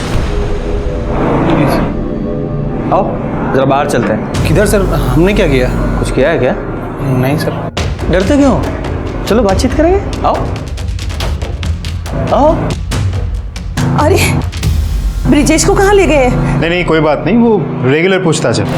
अरे भाई 2 चाय दो, और चाय से पहले थोड़ा पानी पिलाओ। हाँ तो बताओ, कब से जानते हो दिव्या को? क्या हुआ? अरे भाई प्रेम का वर्णन तो रामायण और महाभारत में भी है, ये छुपाए नहीं छुपता। और जिस तरह से तुम दिव्या को देखते हो, साफ पता चलता है उसे मन में चाहते हो, है ना? चाय गिलास भर के देना। क्यों ब्रजेश? जी हाँ तो बताओ, कब से जानते हो दिव्या को? बचपन से। हम 9th में थे, वो 5th में थी। हाँ बचपन का प्यार है। नहीं, दरअसल वो चाय पी। ये सुधा जी का भाई नहीं दिखाई दिया आज अंदर? नाम क्या है उसका? शिव। हाँ शिव। शिव कोई पंगा है क्या? क्या पता, पहले तो अक्सर आता था। हाँ। लेकिन पिछले हफ्ते कुछ हुआ था शायद, तो वो दिव्या के पापा ने ना उसको घर आने से मना कर दिया था। घर आने से मना कर दिया? क्यों? मतलब बहन ने भाई को घर आने से रोक दिया, ऐसा क्यों? इतना ज़्यादा तो हमें पता नहीं, लेकिन हमने जब देखा था तो। अरे जीजा जी आप सुनिए तो सर। क्या सुनूंगा? तो निकल यहाँ से।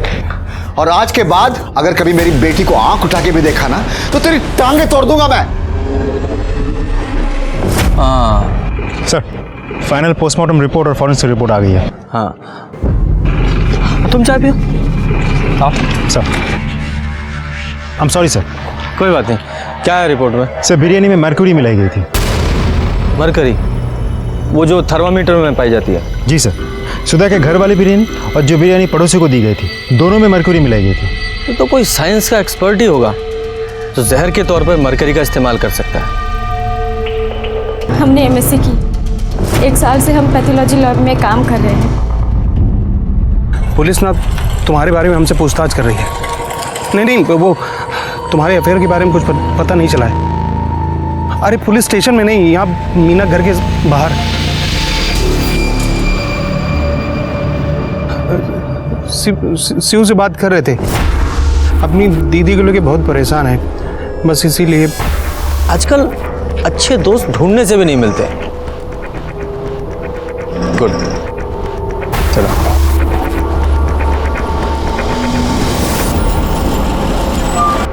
सर मैंने फॉरेंसिक डिपार्टमेंट से पूछा, इतने लोगों को मारने के लिए कम से कम 150 से 200 ml मरक्यूरी की ज़रूरत पड़ती है, और आमतौर पे एक थर्मोमीटर में करीब 5 ml मरक्यूरी होती है। इसका ये मतलब निकला कि कम से कम 35 से 40 थर्मोमीटर तोड़ के मरक्यूरी निकाली गई होगी।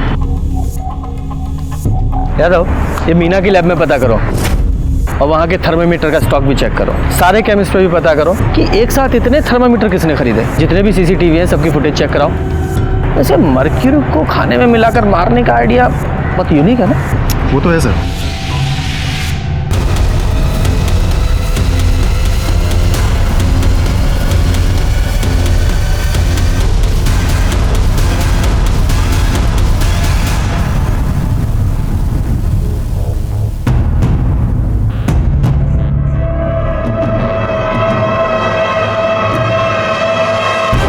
देखो हम बिजी हैं, घर आके बात करेंगे।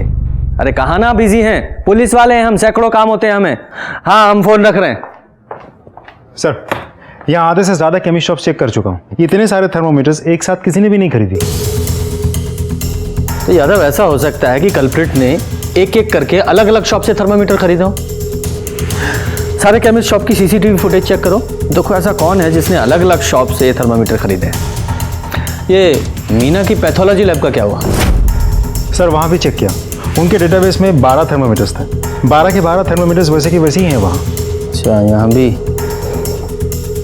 यादव इस फैमिली से भी दोबारा बात करनी पड़ेगी, क्योंकि ये जो ब्रजेश के कहे अनुसार तो ये गौतम ने शिव को अपने घर से धक्के मारकर बाहर निकाल दिया था और अपनी बेटी से मिलने से भी मना किया था। और जब ये ब्रजेश शिव से फोन पे बात कर रहा था तो कुछ अफेयर का जिक्र कर रहा था। नहीं, वो तुम्हारे अफेयर के बारे में कुछ पता नहीं चला है। मुझे लगता है कि ये शिव का और मीना का कुछ तो इनके बीच में चल रहा था। सुधा को बुलाओ। मम्मी हम गरम मसाला लेके आ रहे हैं, खत्म हो गया है। ठीक है बेटे। मम्मी हम लैब जा रहे हैं। पर ये बैग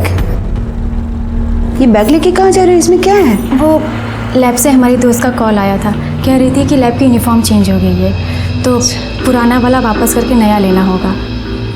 इतने दिनों से तो हम लैब गए नहीं, हमें तो पता ही नहीं था। हाँ बेटा जा, पर कुछ खा लेना। बिल्कुल माँ। हम भी चलते हैं साथ। हाँ चल।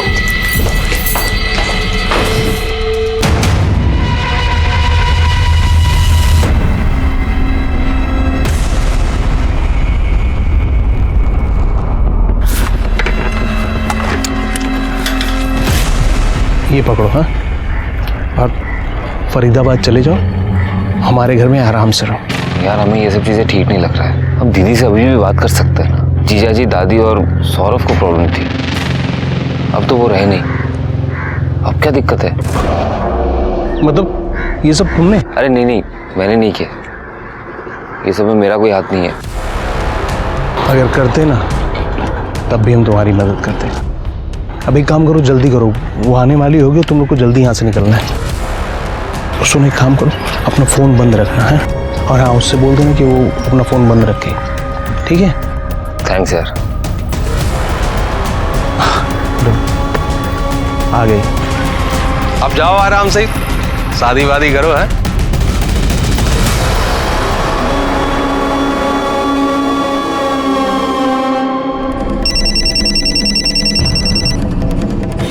हेलो, ठीक है हम अभी आते हैं। क्या छुपा रही हैं आप हमसे? ओ माफ कीजिए, पहले पानी पी लीजिए, फिर आराम से बात करेंगे।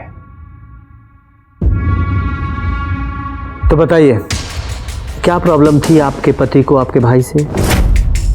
कुछ खास नहीं था। कुछ खास नहीं था, लेकिन मामा का भांजी के साथ अफेयर कोई आम बात भी नहीं होती।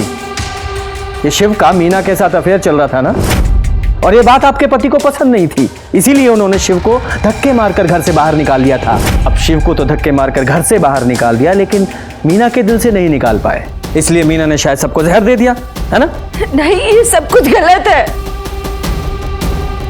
देखिए, बच्चे लाख गलती करे पर माँ झूठ बोलती हुई अच्छी नहीं लगती। ये शिव का और मीना का अफेयर चल रहा है ना। हम अपनी दोनों बेटियों की कसम खा के कहते हैं, मीना का शिव के साथ कोई चक्कर नहीं था, कोई चक्कर नहीं था। आप जा सकते हैं। और ये मीना कहाँ है? वो तो काम पर गई है, अब सारा बोझ उसी के कंधों पर तो है।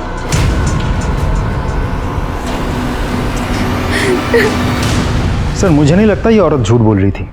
पर पूरी तरह सच भी नहीं बोल रही थी, कुछ ना कुछ छुपा जरूर रही है। यादव, मीना को बुलाओ।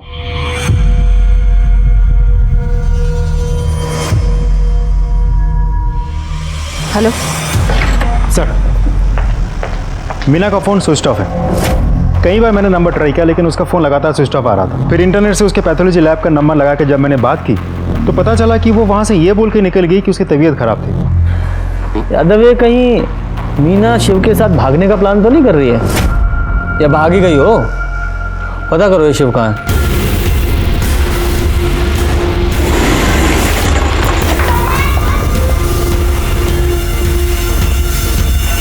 ताला लगा है। अरे भाई साहब सुनिए ना।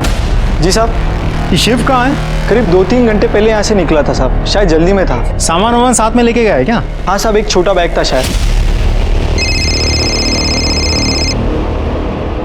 आया था, बोलो। सर शिव भी गायब है, उसे घर पे तो ताला लगा हुआ है। हाँ, दोनों साथ में ही होंगे।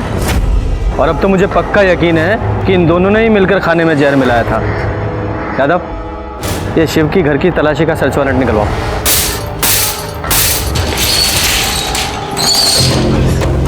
ऊपर देखो। मिश्रा, रूम चेक करो।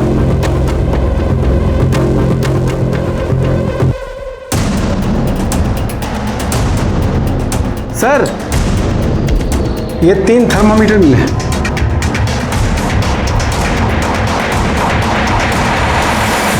मिश्रा सर, पड़ोसियों का साइन लो कि सबके सामने हमने शिव का घर चेक किया है। Okay sir.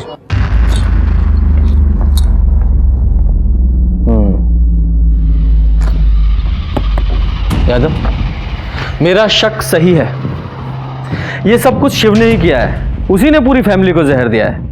शिव और मीना एक दूसरे से प्यार करते हैं और गौतम इस सब के खिलाफ था, क्योंकि शिव मीना का सगा मामा है। इसका मतलब सुधा ने हमसे झूठ बोला। हम अपनी दोनों बेटियों की कसम खा के कहते हैं, मीना का शिव के साथ कोई चक्कर नहीं था। यादव, एक काम करो, सिविल ड्रेस में एक लेडी ऑफिसर को सुधा के घर के सामने तैनात करो और शिव और मीना की फोटो सर्कुलेट करो। अगर ये दोनों बाहर भागे हैं तो टोल जरूर क्रॉस करेंगे। हाँ, ब्रजेश को बुलाओ, उसे शायद पता हो कि ये दोनों कहाँ।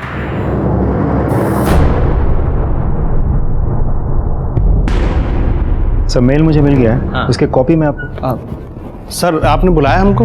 हाँ जी ब्रजेश जी, बुलाया। देखिए, दोस्तों की तो आप बहुत मदद करते हैं, अब हमें भी दोस्त समझकर कुछ मदद हमारी भी कीजिए।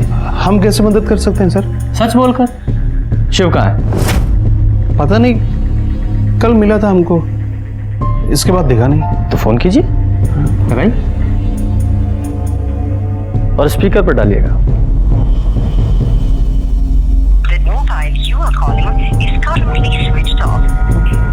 बंद आ रहा है। जानता हूँ, क्योंकि वो मीना के साथ है। मीना और शिव का अफेयर कब से चल रहा है? अफेयर नहीं, शिव का मीना के साथ कोई अफेयर नहीं चल रहा है। तो किसके साथ चल रहा है?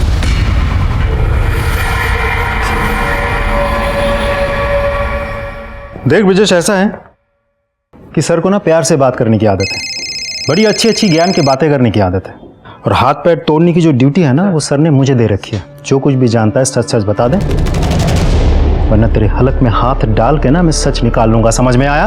ये सच बोल रहा है? मीना घर वापस आ गई है? शिव और मीना का शायद कोई अफेयर भी नहीं है,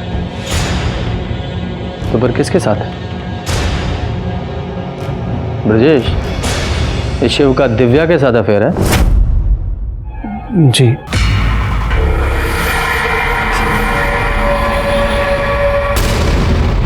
तुम जाओ।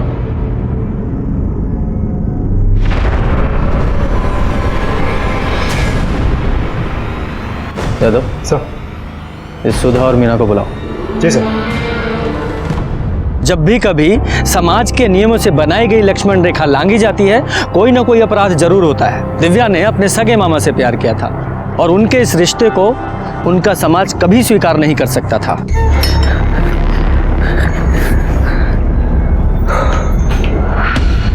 शिव, तुम ठीक हो शिव? पता हम कितने परेशान हो गए थे, हमें लगा पुलिस ने कहीं तुम्हें देख तो नहीं लिया।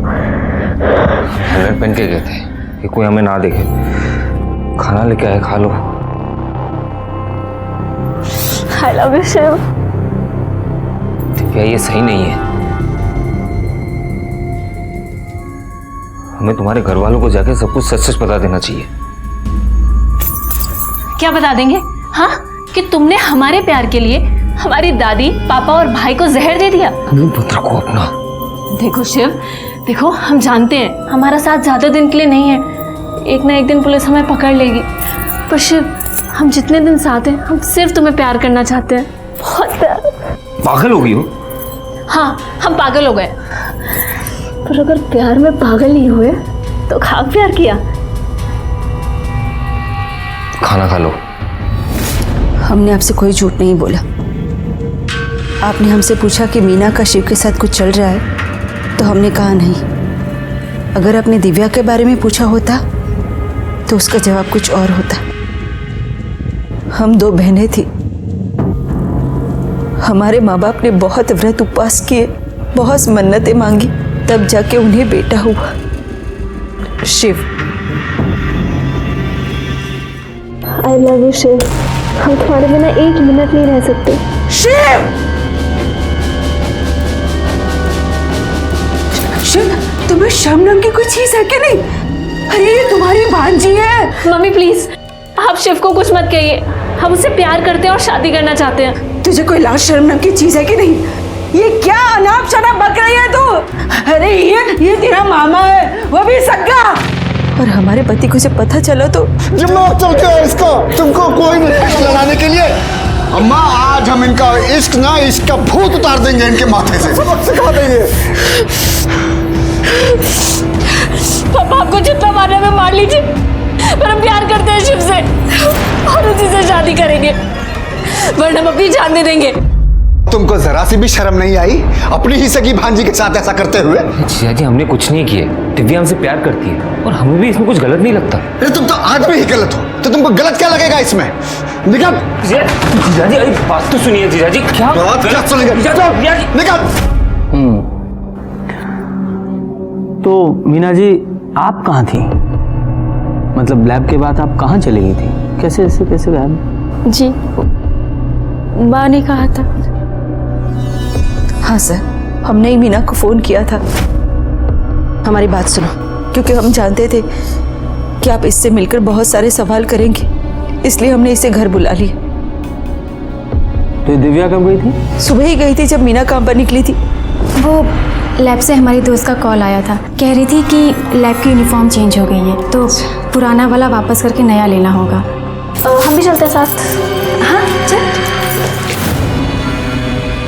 तूने तो कहा था ना कि बैग में यूनिफॉर्म है, इसका मतलब उसमें दिव्या के कपड़े थे, उसे तूने भगाया। हमने भगाया दिव्या को, क्योंकि हम जानते हैं प्यार क्या होता है और प्यार छूट जाने पे कैसा लगता है, ये भी हम जानते हैं। हम अल्ताफ से कितना प्यार करते थे, लेकिन आप लोगों ने क्या किया? आपने, दादी ने, पापा ने हमारी शादी नहीं होने दी ना उससे, सिर्फ इसलिए क्योंकि वो किसी दूसरे धर्म का था। हमारा प्यार अधूरा रह गया माँ, इसीलिए हमने अपनी बहन का प्यार पूरा किया। कम से कम अब तो हमारी बहन खुश रहेगी। जब शिव ने अपने प्यार के लिए इतना सब कुछ किया, तो बिरयानी में जहर भी उसी ने मिलाया होगा। नहीं, ये बिल्कुल गलत है। शिव ने हमें बताया था कि उसे ऐसा कुछ नहीं।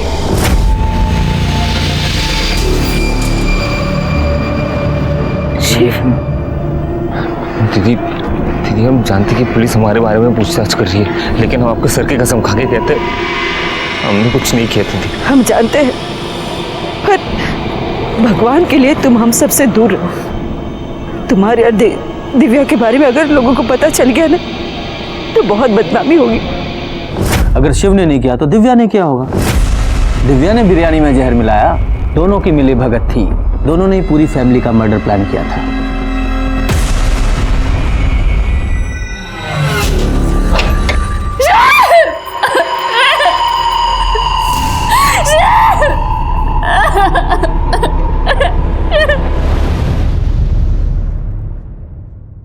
सर, थर्मोमीटर से मर्क्यूरी निकालने का आइडिया मीना का नहीं था, दिव्या का था। उसी ने खाने में मर्क्यूरी मिलाई। मैं आपको फुटेज दिखाता हूँ, ये देखिए सर, ये दूसरी, फिर ये फुटेज। सर, ऐसे कुल मिला के 39 केमिस्ट शॉप्स की सीसीटीवी फुटेज हमने कलेक्ट किया। सारे फुटेज में दिव्या हर एक दुकान से एक एक थर्मोमीटर खरीदते हुए दिख रही है। उसने एक एक दिन करके एक एक थर्मोमीटर खरीदी, उन सबको तोड़ा और बिरयानी में मर्क्यूरी मिला दी। सर, फरीदाबाद में एक मर्डर हुआ है, विक्टिम की फोटो सर्कुलेट की है वहां की पुलिस ने। शिव जैसा लग रहा है सर, ये देखिए।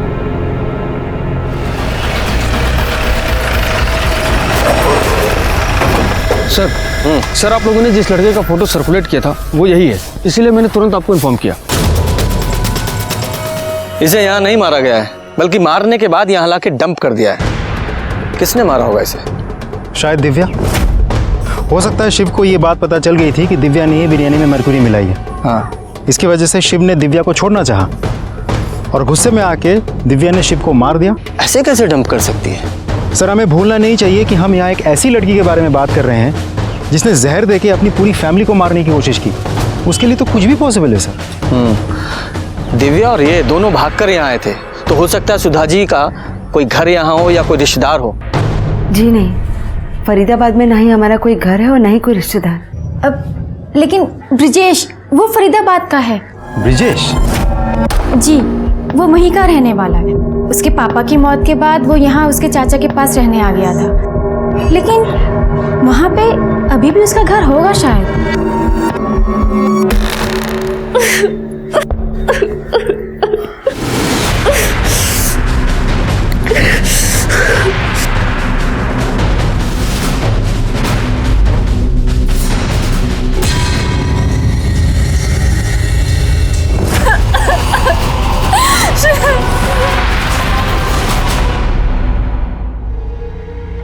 क्या हुआ? कहाँ इतना परेशान हो रही हो? सब कुछ वैसे ही तो हो रहा है जैसा तुम चाह रही थी। तुम शादी करना चाह रही थी, हो तो रही है तुम्हारी शादी, बस दूल्हा बदल गया है। और सुनो ना, अब जल्दी से ये पहन लो और रेडी हो जाओ। कभी नहीं, हम तुम जैसे घटिया इंसान के साथ कभी शादी नहीं करेंगे। हम पुलिस को सब बता देंगे। आने दो पुलिस को, और जब तुमको पकड़ के ले जाएगी ना वो तुम्हारे वो क्या भाई दादी और प्यारे से पापा के मारने के जुर्म में, और अब तो वो शिव, उसकी भी मौत का इल्जाम ना तुम्हारे सिर पे है। कैसे रह पाओगी जेल में? हाँ,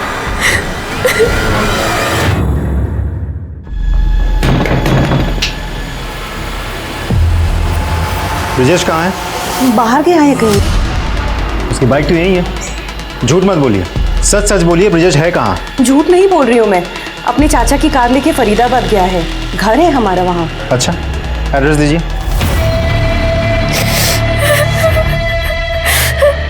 जल्दी शादी कर लेते हैं, हमको सुहाग रात होना नहीं बहुत जल्दी।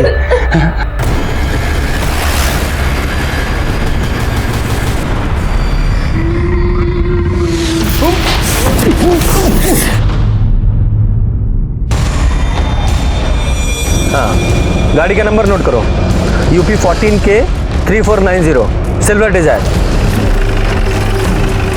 अगर मुझे अपनी जान नहीं बना सकती हो ना तो मत बनाओ, लेकिन एक रात के लिए मेरी। हमसे शिव से प्यार करते और हमेशा करते रहेंगे। हमें तुम्हारे कहने पे अपने परिवार को जहर दिया, शिव के साथ रहने के लिए, तुम्हारे साथ नहीं। हमने कभी तुम्हें इस नजर से नहीं देखा और अब तो तुमसे नफरत करते हैं, नफरत।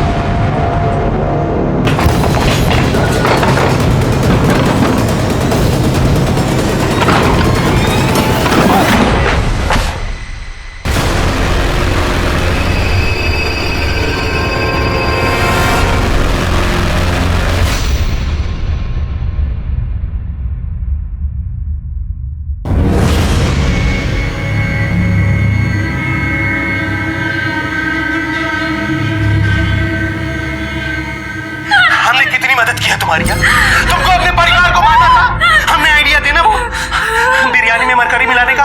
अरे आइडिया नहीं, हमने खुद अपने हाथों से बिरयानी में मरकरी मिलाई थी। हमसे शिव से प्यार करते और हमेशा करते रहेंगे और अब तक तुमसे नफरत करते हैं, नफरत। लेके जाओ इसे। हाँ, हमने ही दिव्या को बोला था वो थर्मामीटर लाने के लिए। थर्मामीटर से मरकरी हमने निकाली थी। मम्मी, बिरयानी आ गई। दिव्या, वो बिरयानी अंदर ले आ। तो क्या माँ, सौरभ को कोई काम बोलो ना, सारे काम हम ही करें। अरे जाना यार, औरतों के काम मर्द नहीं करते, लेके आ चल। दिव्या ने तो गांधारी की तरह आंखों पे पट्टी बांध रखी थी। उसने तो ये भी नहीं देखा जिस परिवार को वो जहर दे रही है उसे कितना प्यार करता है। पर मैं तुम्हें कड़ी से कड़ी सजा होते हुए जरूर देखना चाहूंगा। ब्रिजेश को उसके गुनाह के लिए उम्र कैद की सजा हुई, और दिव्या ना तो नादान थी ना ही ना समझ। उसे अपने सगे मामा से प्यार किया था और उस प्यार की खातिर उसने अपने पूरे परिवार को मारने की कोशिश की, और कहीं ना कहीं उसी की जिद की वजह से दिव्या के मन में क्या चल रहा था ये पूरे परिवार को पता था। दिव्या का स्वभाव उन्हें बार बार दस्तक दे रहा था, जिसे सुनना उन्होंने जरूरी नहीं समझा। गलत इंसान से या गलत रिश्ते से बंधने की कोशिश हमें गलत रास्ते पर ले जाती है, जिसका अंजाम बहुत ही बुरा होता है। इसी के साथ ही मैं सीनियर इंस्पेक्टर रंजीत ठाकुर आपसे विदा लेता हूँ। फिर मिलूंगा एक नए केस के साथ। सतर्क रहिए और देखते रहिए क्राइम पेट्रोल दस्तक। मकसद बताना नहीं, बचाना है। जय हिंद। क्राइम पेट्रोल के और भी दिलचस्प कहानी देखने के लिए हमारे चैनल को सब्सक्राइब करें और बेल आइकॉन दबाना न भूलें।